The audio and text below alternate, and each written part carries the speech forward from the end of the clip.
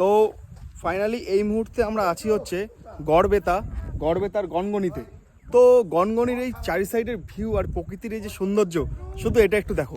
শিলাবতী নদীর তীরে দাঁড়িয়ে এই দৃশ্য দেখলে বোঝা যায় যে প্রকৃতির শক্তি যে কতটা বিশাল হতে পারে। কয়েকশো বছর ধরে জল আর হচ্ছে হাওয়ার ঘর্ষণে এই খাঁজগুলো তৈরি হয়েছে। এই যে দেখতে পাচ্ছ খাঁজগুলো, এই খাঁজগুলো। আর লোকালয়ে শোনা যায় এখানেই নাকি ভীম আর বকাসুরের যুদ্ধ হয়েছিল, আর এই লাল মাটিই নাকি সেই যুদ্ধের সাক্ষী। তোমরা যদি কেউ জেনে থাকো কমেন্ট করো, ওকে?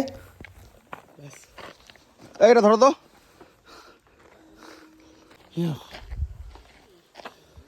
এটা কাটা গাছ।